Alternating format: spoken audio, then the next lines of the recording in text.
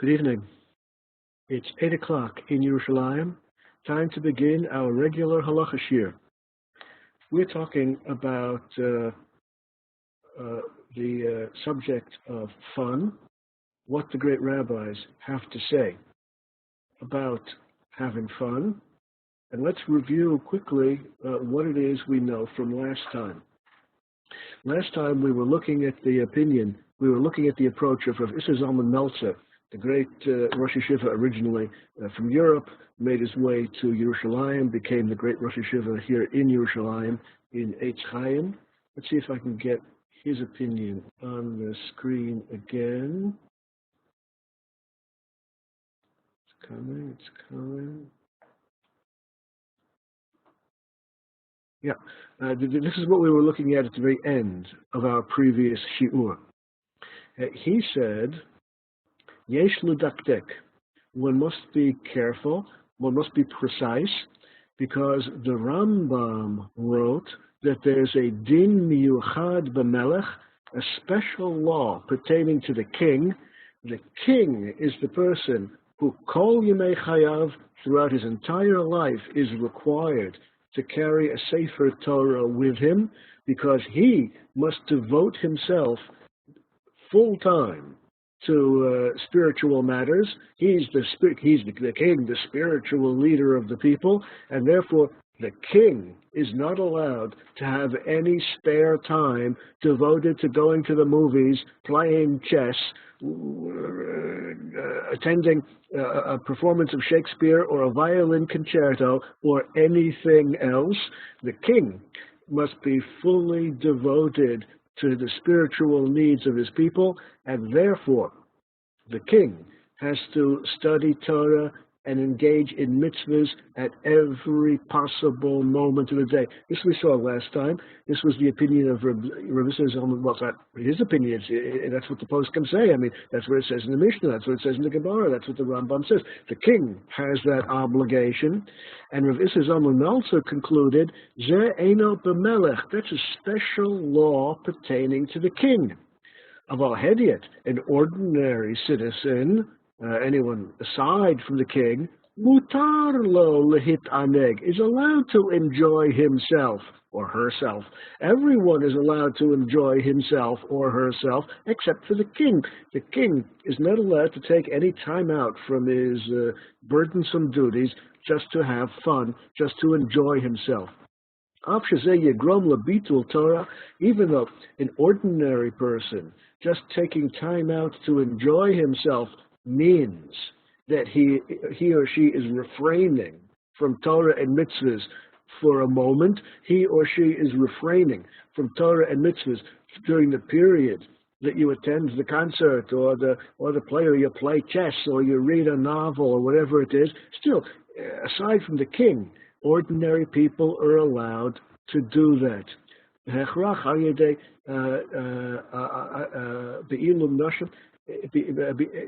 It's inevitable that dealing with fun, enjoying yourself, is going to divert you from Torah and mitzvahs. But if you're not a king, it's okay. Aside from the king, ordinary people like you and me, ordinary people are allowed to refrain from Torah and mitzvahs. Ordinary people are allowed to divert themselves from Torah and mitzvahs. Ordinary people are allowed to engage in entertainment, something enjoyable, something fun, aside from Torah and mitzvahs. They're allowed to do that if there's some sibah, if there's some reason they're doing it. They're not purposely canceling their engagement in Torah and mitzvahs. They were engaged in Torah and mitzvahs. They're going to be engaged in Torah and mitzvahs a little bit later. But at the moment, just having fun, at the moment, just enjoying themselves. And that's fine for anyone except for the king. The king is not allowed to do that. The king must be fully engaged with Torah and mitzvahs. Well, it follows, therefore, and here we have one more source, one more reason, and we've seen plenty of sources so far, but this is one more in the long list of sources of great rabbis, and there was no Rosh Yeshiva greater than Rav Issa Zalman Meltzer, giving his stamp of approval to activities which lead you to divert yourself temporarily from Torah and mitzvahs in order to enjoy whatever it is you enjoy doing, and then you'll return to Torah and mitzvahs later. Now let's turn to new material. That was what we ended with last time. Let's turn to new material. There's this passage in the Gemara in Brachas. Yeah, well, what do I know about the environment of a pool hall? I really don't know. Bowling alleys are okay. Well, I don't know. I took my children and grandchildren to bowling alleys, but I guess there are different bowling alleys in the world. I don't know.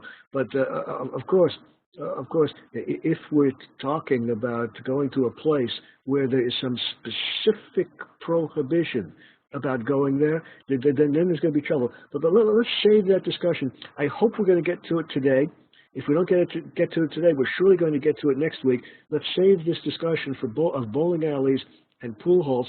Let's save it for when we come to talk about circuses, because the poskim, the Gemara, from the Gemara on down, the poskim do speak a lot about circuses, and when we see what they say about circuses, and I hope we get to it today, if not, I promise next week, then you'll understand why it's okay in general to play pool and bowling. But let's leave the discussion for the sources on circuses.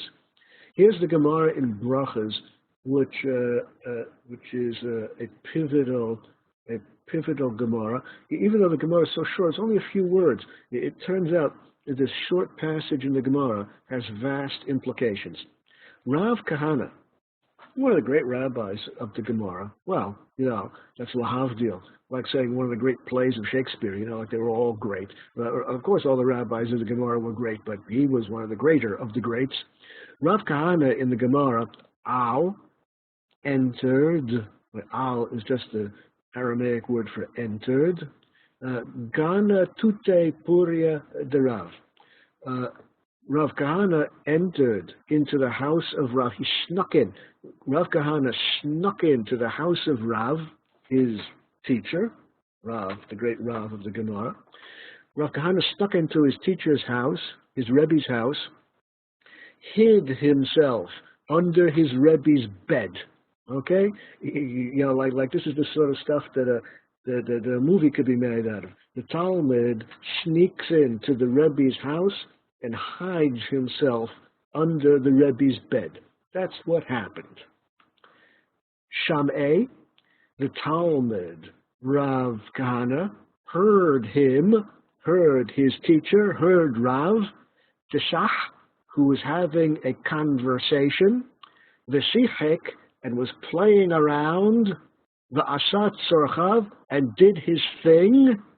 This is the polite way that the Gemara says that he was hiding under the bed while his teacher, Rav, and his teacher's wife, Mrs. Rav, were engaged in marital, in conjugal intercourse, and he was listening to what they were talking about. And they had some frivolous conversation. They had, they weren't talking about Torah. They weren't talking about the Pshat in Rashi or the Tosafos while they were engaged in marital intercourse with each other. And that's what Rav Kahana wanted to hear. Rav Kahana wanted to hear, what did his Rebbe speak about with his wife? What was the conversation about when they were in bed together? And the Gemara reports that it was not a conversation of Torah. Rashi on the Gemara says flat out, Im Ishto, Rav, the teacher, was talking with his wife. He was together with his wife in bed. Shicha B'Tela, and it was an innocent, frivolous conversation. Shel Ritsui Tashmish. They were talking about, what husbands and wives do with each other when they're in bed. That's what they were talking about. What else would you expect them to talk about? Not the Pshat of Rashi, not the Pshat in Tosfos. They were talking about what husbands and wives do together when they're together in bed. He did his thing. Well, that means, Rashi says flat out, in case you misunderstood the polite words of the Gemara, that means he was engaged in marital intercourse with his wife. That's what was happening here. You shouldn't misunderstand the polite terminology of the Gemara. Now that is quite a remarkable thing. You see, Rav, the great teacher of the Gemara, Rav engaged in frivolous conversation when he was together in bed with his wife at night. And Rav Kahana, the Talmud, reports this to us. He knows about it because he was hiding underneath the bed listening to what was happening at that occasion. Well, this is very interesting Gemara, isn't it? Let's see what the great poskim have to say about this Gemara. Let's look first at Rambam. Rambam is, 85, at least 85% of the time, maybe 95% of the time, at least 85% of the time, Rambam's understanding of the Gemara is exactly the understanding which all of the great poskim embrace. Like there's maybe 10-15% of the time when Rambam is not in the mainstream of thinking of the great poskim. But, in this case he is. In this case he surely is, as almost always. Let's see how the Rambam understands the passage in the Gemara that we just looked at. These are the words of the Rambam. Le'olam yarbe adam b'shtika. It's always better to keep your mouth closed. Silence is always a good policy. Better keep your mouth closed. That's what the Rambam says. V'lo yidaber, it's better not to speak. Ella, o b'dvar hochma, o b'dvarim shetzarich lechem l'chaye gufo. It's better to limit your speech to matters of chokhmah, matters of wisdom, whether it's Torah wisdom or lahavdil, chemistry or economics or sociology or physics, but it's better as much as you can to reduce your speech, to limit your speech to speech of chokhmah or dvarim shetzarich lehem, or things which you need for daily life. Please remember to buy tomatoes when you're in the store, or what should I buy in the store when I'm going there. Rambam was a big believer in the importance of intellect. Rambam was a great believer in the importance of intelligence, and therefore, he said, it's of greater value if you limit your conversation, limit your speech to matters of wisdom, Torah wisdom, or lahavdil, secular wisdom, or things that you actually need. How much do tomatoes cost? Yeah. Then the Rambam says, and here comes his interpretation of the Gemara passage we just looked at.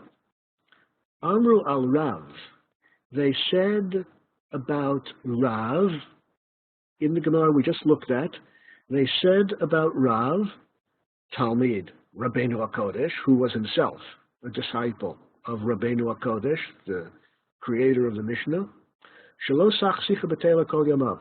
They say that he, Rav, never engaged in useless, frivolous conversation.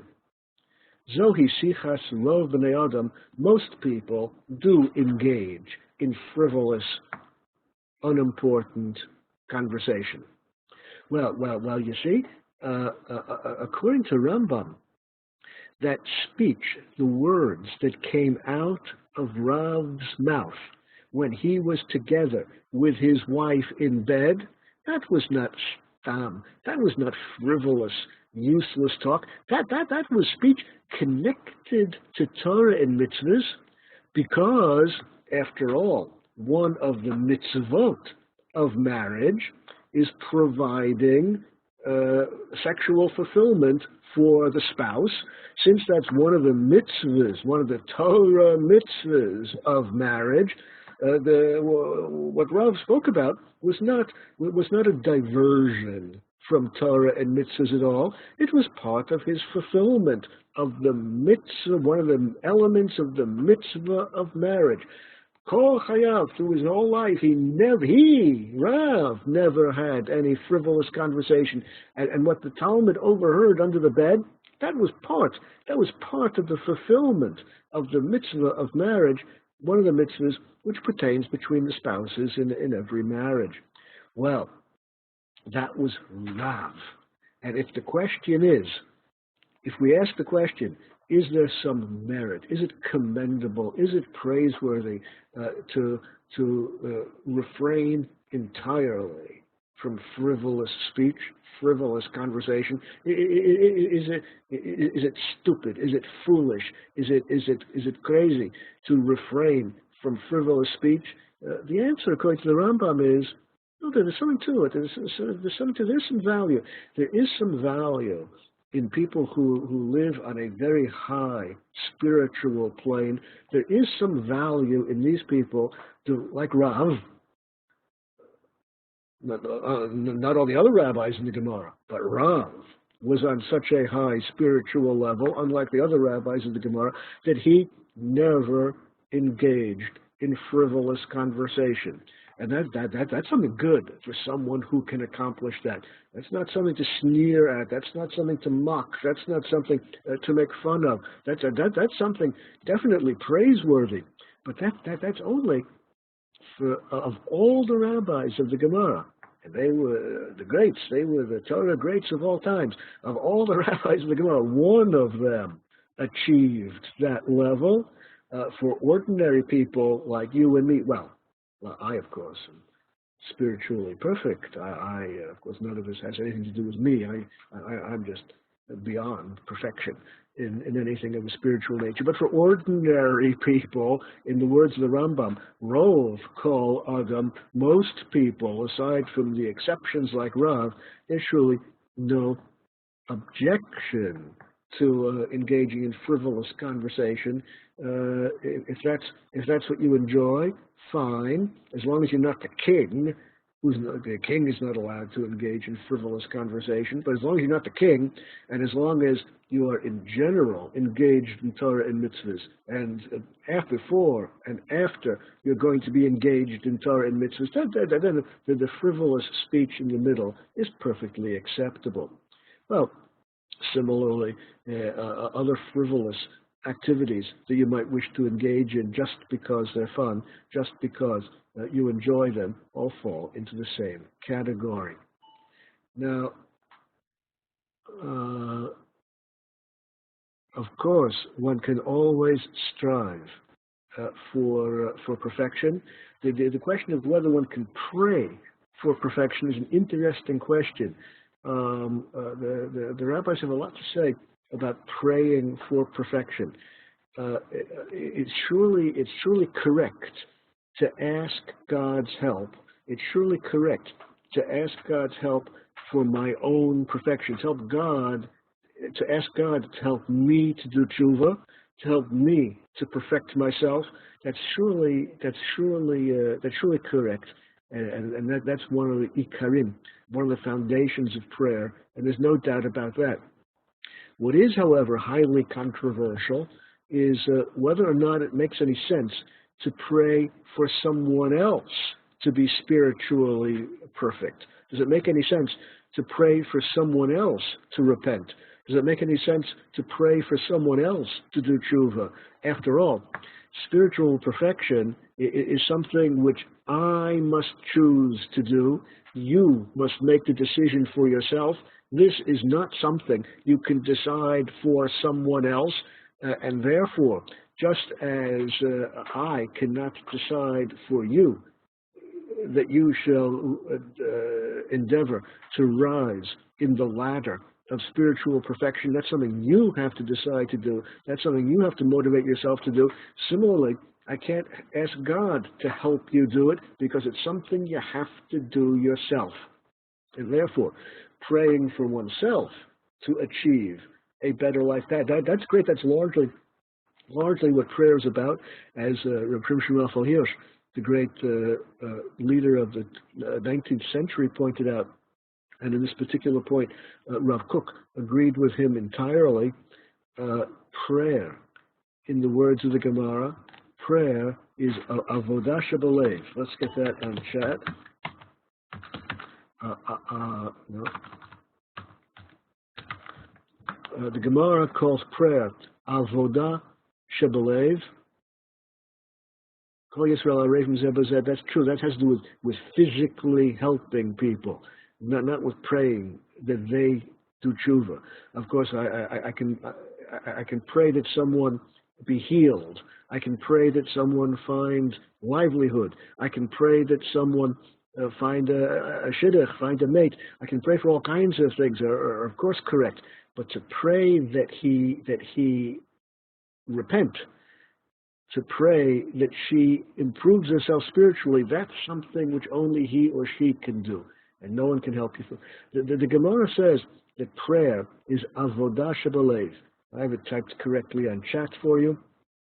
Rav Shimshon Hirsch and Rav Kook both understand this as meaning work on your heart. Prayer is an exercise which improves your heart. If you pray, you will improve your own heart. That's what prayer is all about. If you pray, you will be a better person. And of course, one of the things that it's correct to pray about is to rise in the ladder of spirituality, to be able to do tshuva, to repent, to come closer to God. That's of course a correct prayer about yourself. Whether it's correct about other people is highly controversial. Okay, we understand the point of the Rambam. The point of the Rambam is that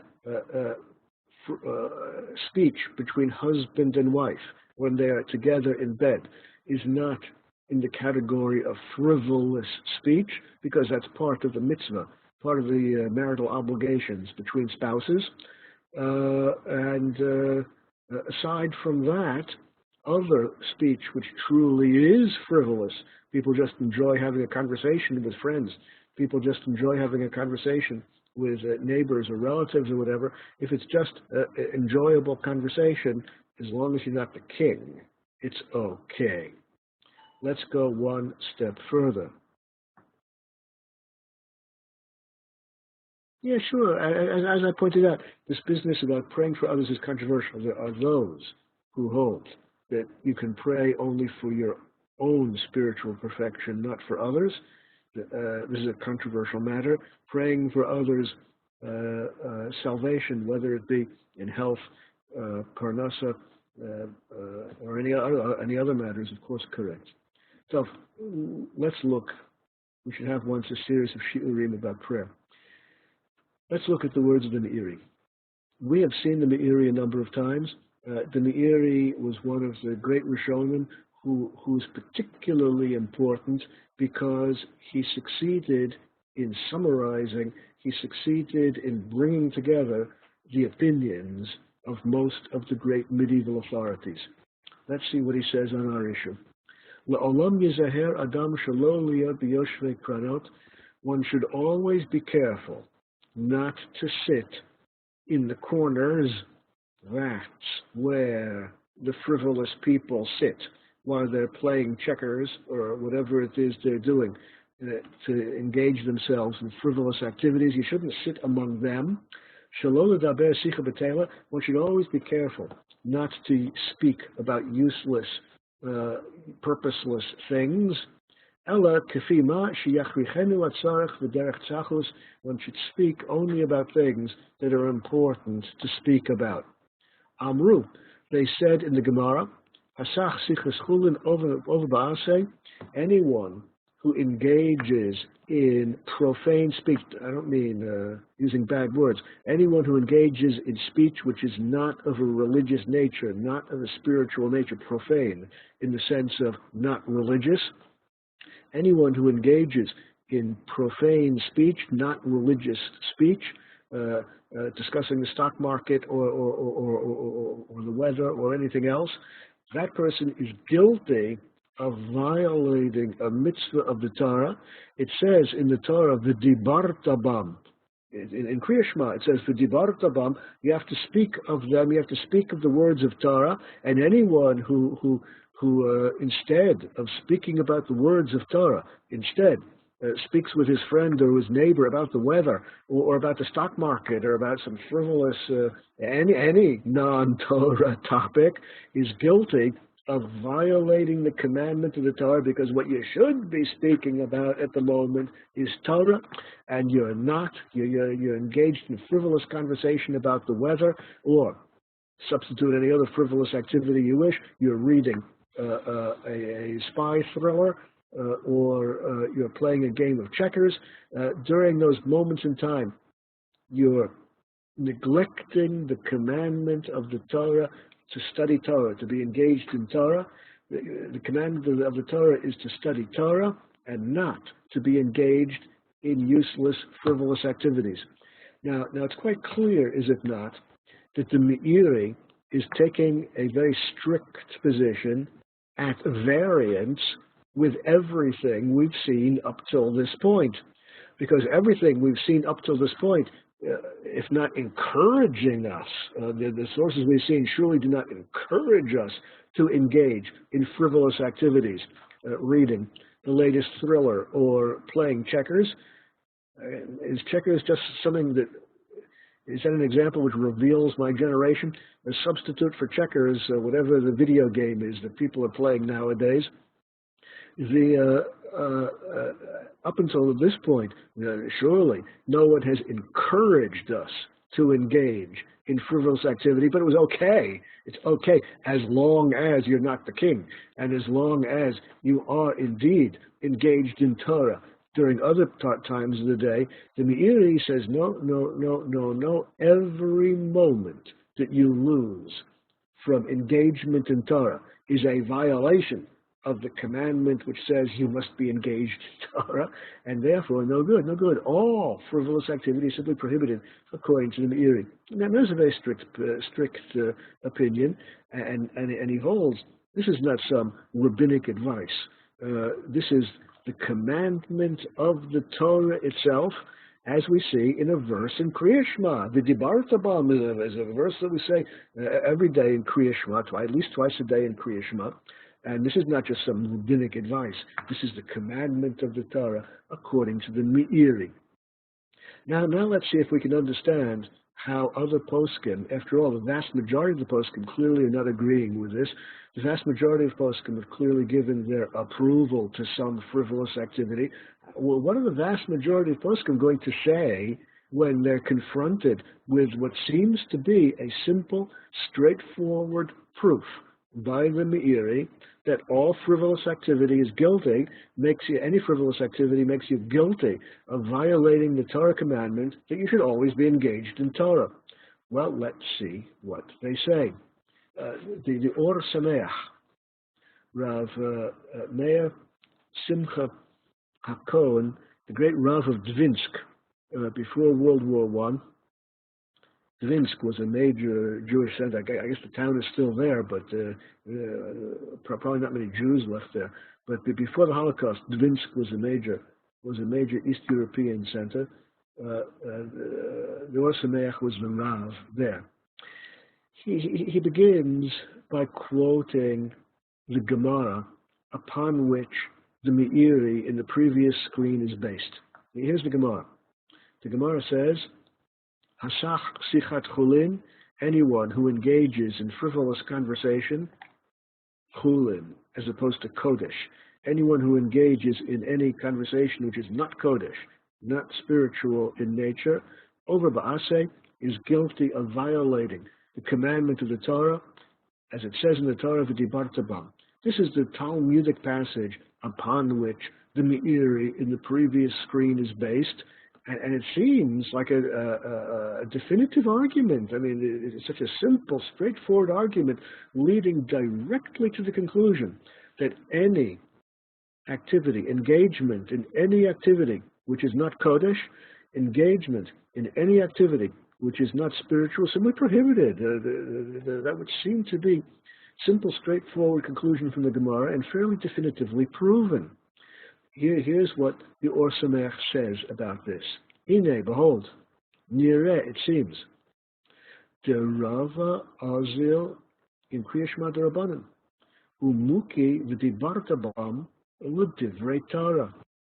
This Gemara, this passage in the Gemara is assuming that our daily obligation to recite Shema Yisrael is of rabbinic origin, and what the verse in the Torah means, v'dibarta bam, means you must speak of Kodesh words, you must speak spiritual words, you must speak Torah words day in, day out, all the time. But that's not the way we hold. That's not the correct halacha. Aval, however, Lamai de Kaimalan, according to the correct halacha, which we all embrace today, according to the correct halacha, which all the poskim agree to, Al Kriya Shema Koi. Everyone agrees, the poskim all agree, that the words V'dibarta bam in the pasuk do not mean you shall always speak of words of Torah. Instead, these words mean you shall recite Kriya Shema twice a day. The obligation, the mitzvah of reciting Kriya Shema is not the Rabbanan, is not of rabbinic origin. The obligation of reciting Kriya Shema is itself of Torah origin. That's what the verse means. The verse means, V'dibarta bam, you shall recite Kriya Shema twice a day. And therefore, the entire drasha of the Gemara, the entire point of the Gemara, that someone who engages in frivolous speech is guilty of violating the commandment of Dibarta bam, you should be engaged in words of Torah, collapses. The entire drasha fails. This is an opinion in the Gemara, but it's not the opinion which is embraced by all of the poskim, because all the poskim, all the Kriya Shema, the mitzvah of Kriya Shema is minat Torah, is learned from the verse V'dibarta bam, and therefore the verse V'dibarta bam cannot mean you shall always speak words of Torah and never speak secular words. So the opinion exists in the Gemara that secular speech, non-spiritual speech is always prohibited. That opinion exists in the Gemara. That is an opinion which is embraced by the Meiri, who was a heavyweight. I don't wish to minimize the importance of the Meiri. But all the other rabbis understand the verse differently. All the other rabbis understand the verse's meaning. You have to say Kriya Shema twice a day. All the other rabbis do not understand the verse the way the Meiri and this passage in the Gemara did. They do not understand the verse's meaning that you have to speak all day only about Torah, and therefore you're prohibited from speaking about non-Torah subjects. Now there's a bigger point here that deserves observation. The bigger point here is that whenever you learn a passage in the Gemara, whenever you learn a passage in the Gemara, you must be very careful in drawing practical halachic conclusions. Just because an opinion exists in the Gemara does not necessarily mean that that opinion is binding upon us. It's always possible that there's another opinion somewhere else in the Gemara. It's always possible that there are other opinions expressed elsewhere in rabbinic literature. And therefore, in drawing conclusions about what is correct and incorrect behavior, drawing conclusions about what we're supposed to do and what we're not supposed to do based on a single passage in the Gemara is always very dangerous. And therefore, if you do wish to draw conclusions from the Gemara about what to do, what not to do, what is correct behavior, what is incorrect behavior, you must be guided by the great poskim. Look at the Rambam, look at the Shulchan Aruch, look at the Mishnah Berurah, look at the great poskim who had in mind not only the specific passage you're looking at the moment, but had in mind the bigger picture of other passages in the Gemara which might express different ideas, leading to the need to make some kind of decisions about which passages are the definitive ones. Well, the Meiri embraced this position. All the other great rabbis didn't.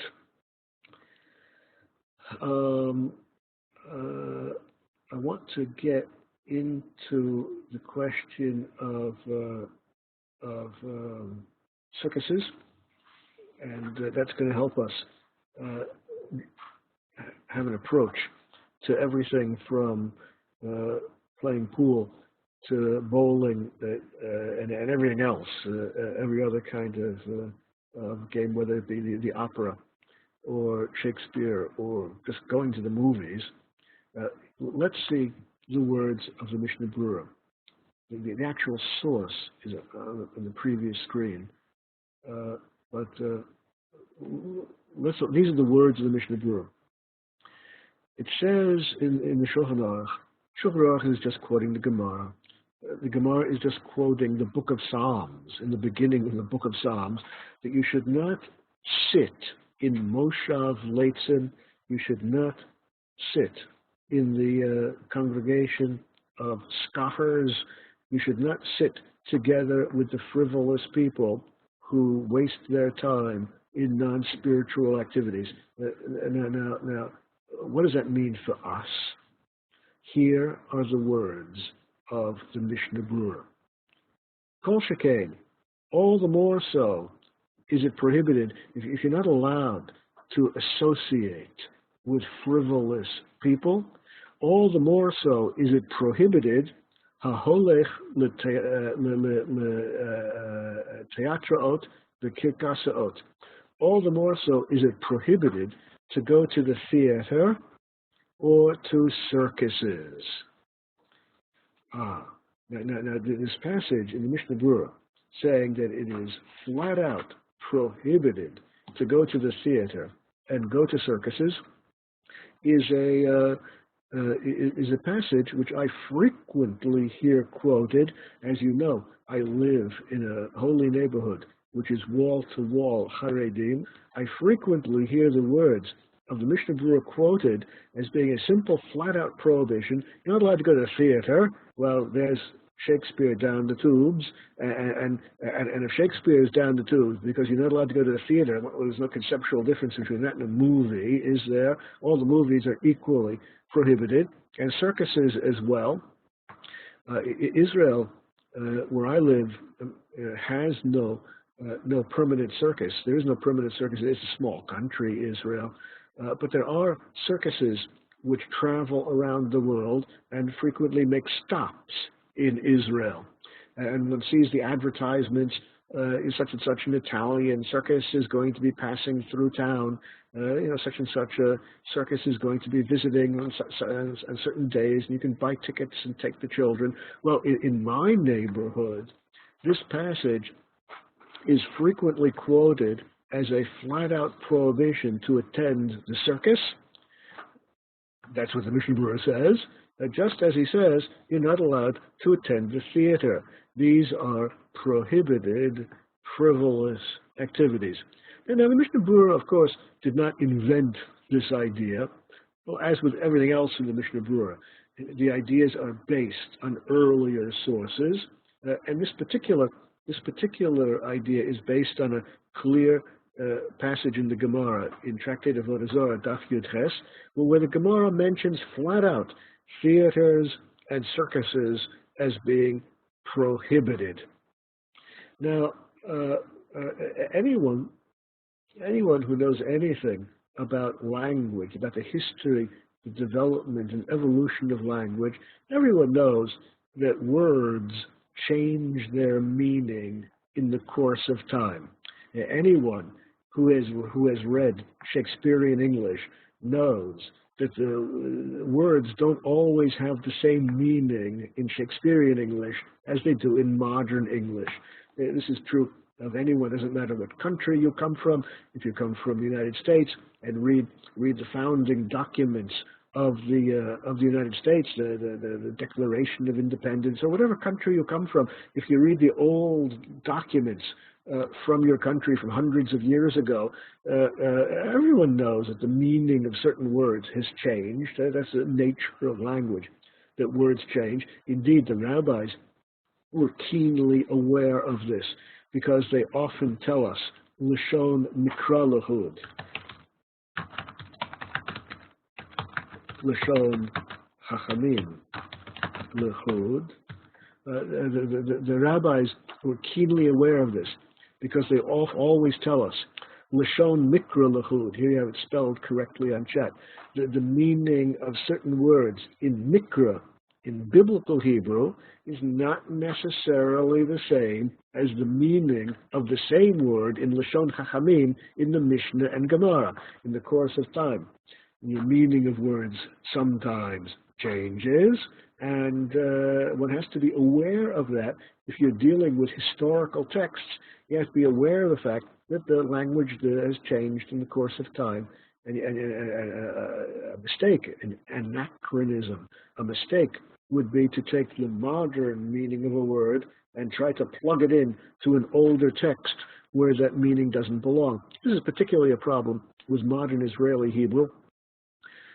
People who live here in Israel and speak modern Israeli Hebrew as their everyday language are very prone to the mistake of taking the meaning of the word in modern Israeli Hebrew and understanding the Mishnah, understanding the Gemara, understanding the Rambam by using the modern Israeli Hebrew meaning of the word. And sometimes that can get you into trouble. I mean, often words don't change their meaning, but sometimes they do. What were theaters and circuses back in those days? Well, let me see if I can get this text on the screen for you to look at.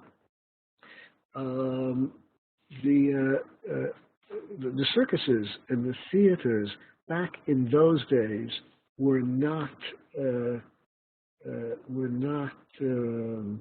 nice places. Were not nice places. Back in the glorious days of the Roman Empire. Back in the glorious days of the Roman Empire, the circuses were places where people watched murder taking place. The theater was the place, the circus was the place where you went, where you watched gladiators fight with each other. One would kill the other, or if one didn't kill the other, he'd be instructed by the emperor to kill his opponent. It was quite literally a murderous activity. Well, back in those days, in late antiquity, in the Hellenistic period, in the days when the Gemara said what it said, not only was the circus quite literally a murderous activity, but there were all kinds of barbarity. To take a look at the cruelty, take a look at the level of cruelty which was commonplace in entertainment back in those days. There's no reason why we have to go in detail through all of the sources. The text which we have before us was written by William Lecky. All he did was to collect all of the information from the classical sources themselves, and a little footnote on every little point, directing you to the precise classical source that he has for each bit of information. He just put it together in an orderly way for us. But there's nothing new about this information. This is the way life was in late antiquity. The pagans were not nice people. This is what they were doing for entertainment. Now, when the Gemara says, and the Mishnah Berurah quotes the Gemara, when the Gemara says that you're not allowed to go to a circus, this, what you have on the screen at the moment, this is what they were talking about. Now, it's quite clear, is it not, that there's a world of difference between the Roman circus, which was an exercise in evil, which was the Roman circus is bad. I mean, it's just hard to imagine anything worse than the immorality of the Roman circus. It was really bad. It was evil. That's what the Gemara was talking about when it said you shouldn't attend the circus. There's a world of difference. There's a world of difference between the evils of the Roman circus, which the rabbis advise us to distance ourselves from. And some contemporary 21st century Roman circus today, a modern contemporary Italian circus, which is traveling through the Near East and stops in Israel and sets up their tents, and they have jugglers, and they have acrobats, and they have horseback riders, and they do all the things which modern contemporary circuses do.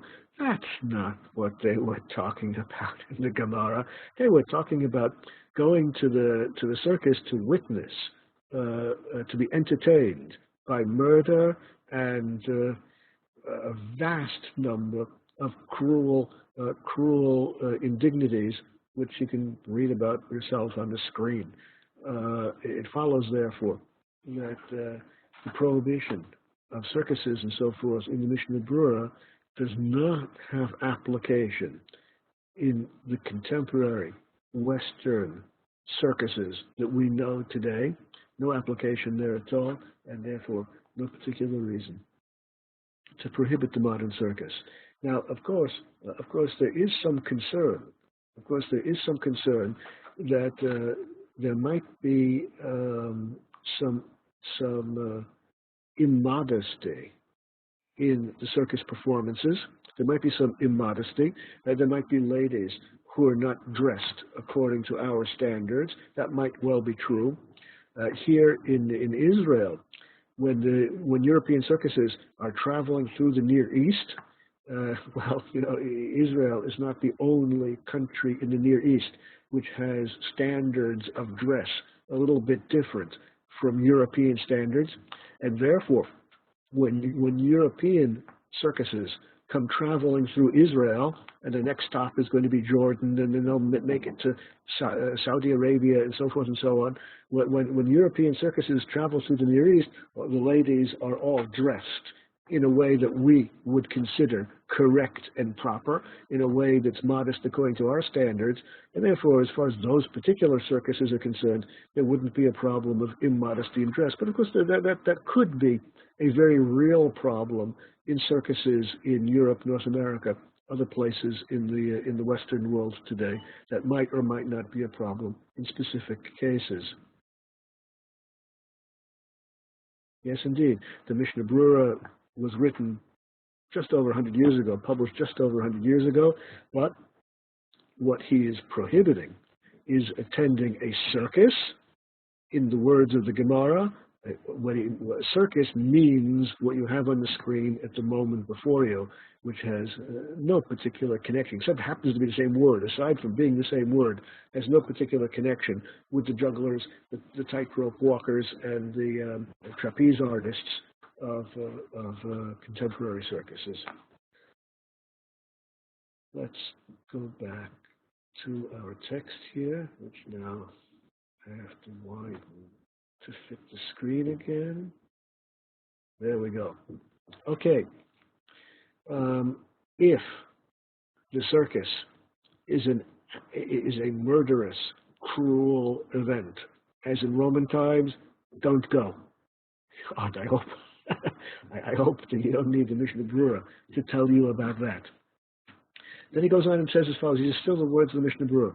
Gam b'Purim, even on Purim, ein mutar, there is no leniency. Rak haschok she'osim zeichel Achashverosh. On Purim, the only frivolity which we allow is frivolity which will cause us to remember Achashverosh and the whole story of Esther. The Avnotenu Arab, amongst our many sins, kayom, nowadays, na'aseh davar zeh kehefka, nowadays, this matter, among our many sins, nowadays this has become so commonplace. Hefka, it's become so commonplace among the Jewish people to engage in prohibited, frivolous activity. Etzel Eza Anashim, some people have become so engaged in these activities that they commonly leilech lebeit teatrot. Some people are commonly going to the theater. V'akatuv tzavach v'amar, and the pasuk in the Torah shouts and cries against this. Al tismach Yisrael el gil ka'amin. The Jews should not rejoice like the non-Jews do, like the nations do. They enjoy themselves by going to the theater, so you should not. Now,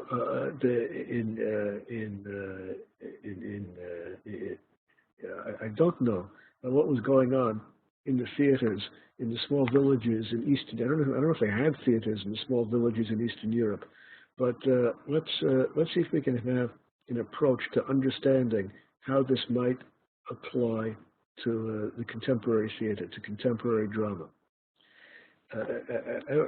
Everyone knows, I hope everyone is familiar with the greatness of Shakespeare. Shakespeare, the all-time greatest writer in the English language. Shakespeare, the creator of modern literature. Shakespeare, largely the creator of modern man. The praises of Shakespeare cannot be exaggerated. You know, you get the idea. I like Shakespeare. Now, not everyone agrees with me. Some people out there don't like Shakespeare.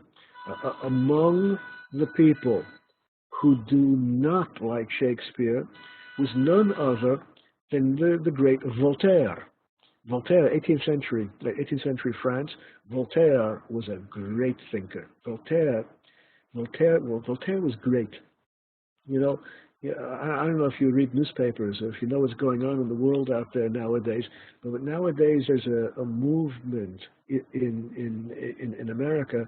There's a movement to remove from public places the names of some great personalities from the past who turn out to not only have been great personalities, but also turn out to have been racists. And there were people who would like the names of these people removed from public places because, as great as they may have been, they were also racists or slave owners or whatever, and we surely don't want to praise them for that. You know, I always look at things from the Jewish point of view. If we would remove from history everyone who's anti-Semitic, everyone who hated the Jews, there'd be very few people left out there in history. Voltaire, as great as he may have been, as great as he was a great thinker, but he was also a very strong anti-Semite. He really didn't like the Jews. Not only did Voltaire dislike the Jews heartily, not only did he have a hearty dislike for the Jews, Voltaire also didn't like Shakespeare. Now this is the same Voltaire who did, in general, enjoy going to the theater in London. Voltaire lived in London for a period of his life. He fled from France. They didn't like him in France, so he spent a lot of his life in London. And when he was in London, he enjoyed going to the theater. He loved British theater. Although he did indeed appreciate and love British theater, he couldn't stand Shakespeare. The reason he didn't like Shakespeare, as he explains, among the many great works of Voltaire is a volume entitled Les Lettres Philosophiques, a series of letters that he wrote on philosophical matters. One of those letters, in Les Lettres Philosophiques, one of them in that volume of philosophical letters is his argument against Shakespeare.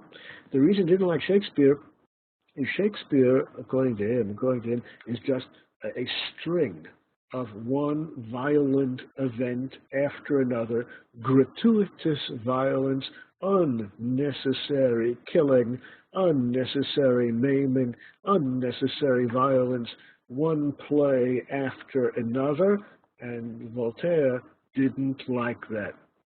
Okay, he's entitled to his opinion, but most of us value Shakespeare greatly. Most of us think there's a lot to be learned from Shakespeare. Now, the theaters and the circuses, which the Mishnah Brura and all of the traditional sources are fighting against, are the evil, immoral institutions of late antiquity which did continue for quite a period into the Middle Ages as well. It is the immoral cruelty of the classic theater that our rabbinic sources are fighting against. Whether this has to do with Shakespeare or not brings us to the controversy between Voltaire and all of the other commentators on Shakespeare. Voltaire was happy to lump Shakespeare together with productions of gratuitous violence of no intellectual value at all. Other people, like me, I don't wish to compare myself with Voltaire. He was a great anti-Semite, but other people like me perceive a lot of value in Shakespeare. Let's go one step further with the words of the Mishnah Berurah. This is still the Mishnah Berurah. Gam ika bazeh mishum megara yetzar benafshim. Going to the theater might lead to another problem. The other problem is Yetzer Hara. That's the Mishnah Berurah's polite way of saying eroticism. The theater might be pornographic. The theater might be erotic in nature. And that was surely true about classical theater in the days of the Roman Empire. That was surely true about theater in the Middle Ages, and is surely still true today about a certain segment of theater. Well, if the entertainment that we're talking about, if the enjoyable activity we're talking about, if the frivolous activity we're talking about is erotic in nature, if it's pornographic, well, that's clearly a problem. It's not the frivolousness of the activity which is bad. It's not the secular nature of the activity which is bad. It's the erotic nature of it which is bad. No complicated arguments are necessary in order to demonstrate that there's something wrong with pornography. Of course, people might disagree about what is pornographic and what has deep value to it, just as people might disagree about whether or not Shakespeare exhibits gratuitous violence or whether there's some point to it, something to be learned from it. But if the event is a pornographic one, then of course, that's prohibited. And that's what the Gemara says. Mishnah Berurah quotes the Gemara, Kol ha-mitlotzetz nofel b'gehinom, anyone who is mitlotzetz, engages in activities in the theater, which attends the theater, which is erotic in nature, is going to end up in hell. And he quotes a series of other verses.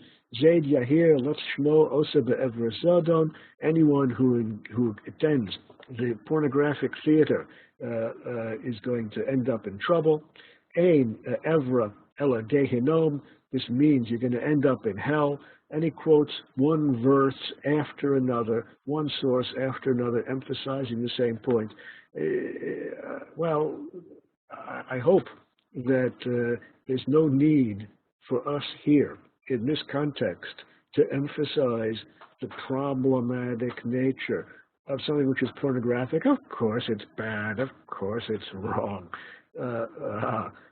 But if we're talking about an activity which is not pornographic, if it's not an erotic event, if there's some profundity to it, some depth to it, if it's just an enjoyable, frivolous activity, and you're not the king, if you're the king, of course you cannot attend, but if you're not the king, and it's just an opportunity to enjoy yourself without any specific sin involved, because there's nothing pornographic and nothing erotic there, then we've seen all the sources that support that. What we're going to do next time is deal with museums, attending museums, or looking at things. Up until now, we've been talking about listening, or reading, or engaging in sports, engaging in games. Next time we're going to talk about attending museums, and then I hope we're going to get to the discussion of specific games like chess and other games like that. I hope we'll get to that next week. Until then, I wish you a good week, and look for and Shabbat Shalom, of course, and look forward to seeing you all again a week from today. Until then, Shalom, Shalom.